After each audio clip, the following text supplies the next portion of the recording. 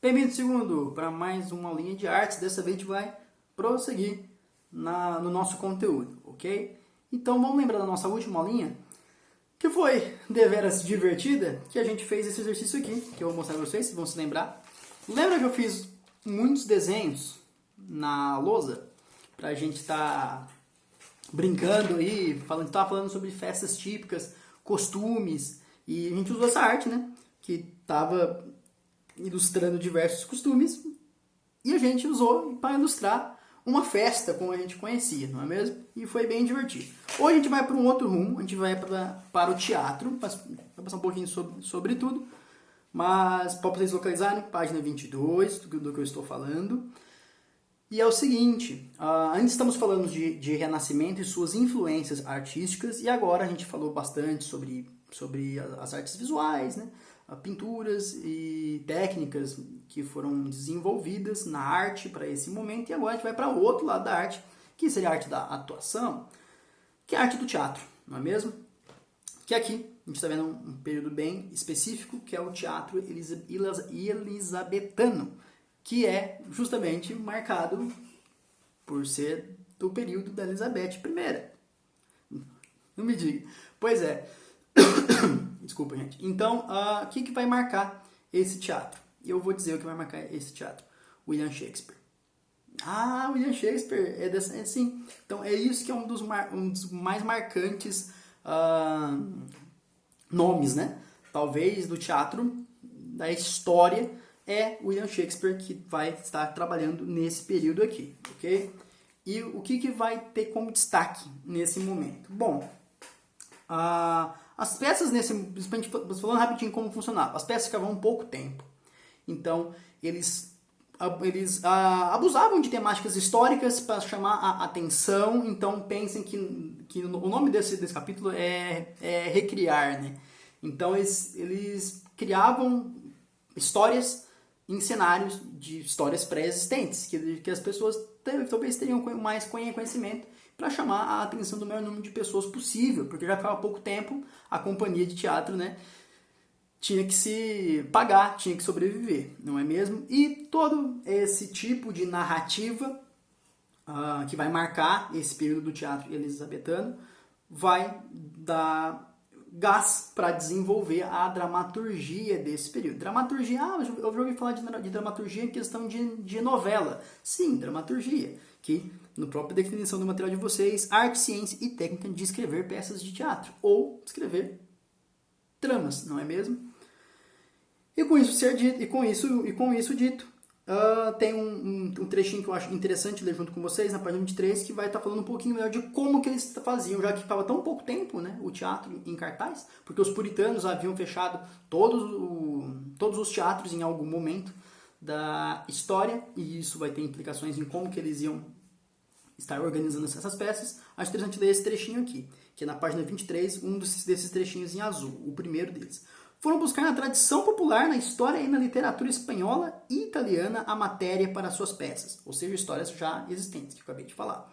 Dessa forma, juntaram-se à tradição religiosa, o sentimento heróico, o espírito romântico e aventureiro das novelas de cavalaria, o que gerou a possibilidade de um teatro aberto, híbrido, sem preconceitos, permeável e a todas as influências, inclusive trazida pela redescoberta de clássicos. Então, é essa releitura, essa revisitação a momentos da história e principalmente gêneros dessas histórias que já existiam, como no exemplo aqui, as histórias de cavalaria da Idade Média.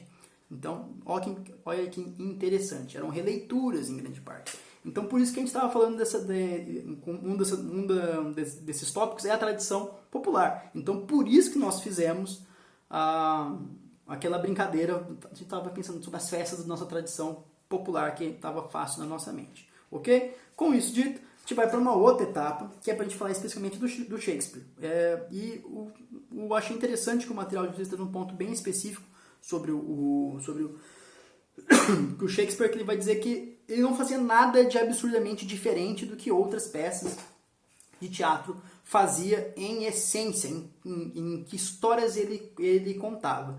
O destaque de Shakespeare, que inclusive a gente sabe muito pouco sobre ele, a gente sabe que os pais dele eram agricultores, e ele escreveu por volta de 38 peças de sucesso aí, reconhecidas, sim, 37, perdão, eu vou ler para corrigir, 37 peças de sucesso reconhecidas no mundo todo, mas o destaque que se dá aqui ao trabalho de Shakespeare é por como que ele fazia as peças, como que ele organizava, como que ele narrava as histórias. Então o destaque estava por desenvolvimento das cenas e dos personagens, e principalmente por tornar eles críveis. Você acredita que aqueles personagens existem, eles tomam atitudes humanas que você acha que pessoas tomariam em um contexto real. Então, parte desse realismo das histórias dele foi o que destacou o trabalho dele como único que influenciou todas as obras.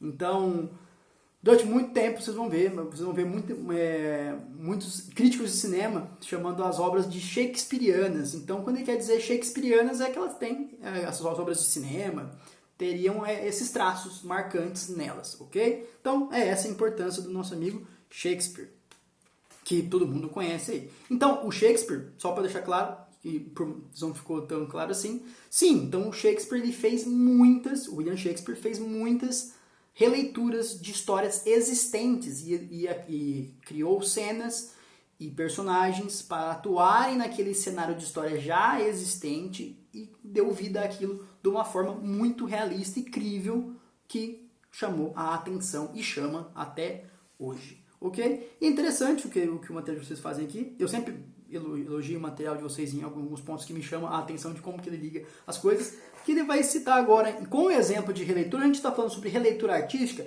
Lembra que eu falei para vocês milhares de vezes que nada é necessariamente criado do zero a partir de uma imaginação somente. Essa imaginação tem que ser criado com base em algo ou muitas vezes uma releitura de algo que você já viu na sua vida que te influenciou muito e você está pegando elementos daquilo para criar algo seu, ok? Então aqui vai ser citado o nosso amigo brasileiro aí, Tom Jobim, e a clássica canção que eu gaguejei, desculpa, Garota de Ipanema.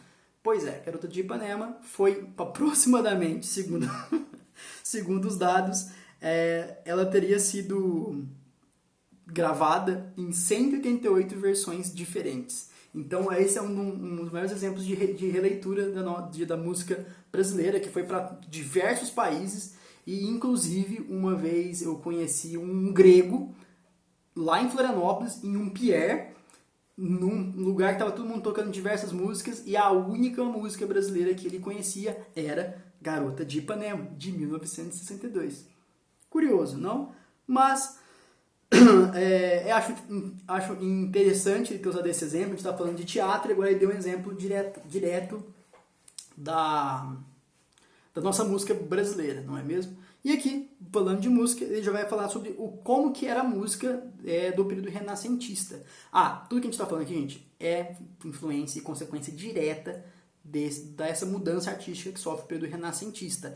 Esse retorno às origens e esse resgate de diversos conceitos, sejam literários, artísticos da Idade Média, transformados em outra coisa, como, por exemplo, da arte visual, das pinturas, das esculturas, e agora, que também a gente falou também bastante da Grécia Antiga, da Grécia Clássica, né? E agora também a gente passamos pelo teatro, e agora estamos falando da música. E a música renascentista vai ser conhecida por ter duas coisas marcantes que vão estar se relacionando, que é dissonância e consonância. Então, dissonância, como vocês devem imaginar, seriam sons que talvez sejam meio desconfortável, um som desagradável de início, e ele era unido a uma consonância, a sons agradáveis que proporcionavam sensações boas. Então, essa junção dos dois foi a essência que marcou o estilo musical do Renascimento, sons desagradáveis com sons agradáveis para sensações. E isso permanece em algumas músicas até hoje, principalmente trilha sonora. É muito comum. A gente vê em jogos de videogame, por exemplo, trilhas sonoras que fazem tipo um pam, pam, pam, pam, que vai crescendo, um som tipo de alerta, assim, que você vai, tipo, nossa, que causa um desconforto, e essa música fica mais melódica depois para te dar uma sensação de tranquilidade, que consola o som anterior. Não sei se conseguiu ficar claro, mas é o mais fácil que eu consegui explicar. E tem diversas trilhas sonoras de filmes também que acontece isso. Com isso dito, acho um detalhe importante de marcar para além da música. Eu vou deixar correr um pouquinho mais para a gente terminar isso aqui tranquilo, ok? Antes da gente falar sobre... Aqui um dos destaques vai ser a dança. Que a dança que a gente falou... justamente um dos detalhes da dança memória das festas era a dança, e sim, a dança também não foi diferente, teve mudanças de destaque durante o Renascimento, e são definidas duas delas, que eu vou ler para vocês na página 31, as danças renascentistas, que talvez vocês grifarem, mais características eram a pavana, mais lenta, e a galharda, mais rápida, que faziam parte das chamadas danças sociais. E o Mateus Jesus vai chamar a atenção que, inclusive, Elizabeth I, que a gente acabou de falar, do teatro elisabetano, ela vai ser conhecida por ela tentar manter a boa forma dançando sempre. Isso eu achei super interessante. E uma informação que particularmente eu não tinha, eu aprendi com o material de vocês. E ela vai dançar 7, 8 vezes no dia para manter a boa forma. Mas, pessoal, por enquanto é isso. Qualquer dúvida, estou aqui. Passamos aqui sobre música, arte, teatro, dança, tudo isso ao longo toda essa mudança artística que a arte renascentista vai sofrer, como toda essa ciência chamada arte renascentista, todos esses pontos de técnica e tudo mais, e passamos sobre tudo isso durante esse nosso módulo de artes. E dei diversos exemplos para vocês. Quem sabe até manda algumas músicas pra gente estar ouvindo agora no nosso grupinho lá, para dar um exemplo de música para vocês, essa dissonância e essa consonância, ok? Então, se gostaram, assista quantas vezes vocês quiserem e não esqueça de comentar que vocês assistiram. E tchau!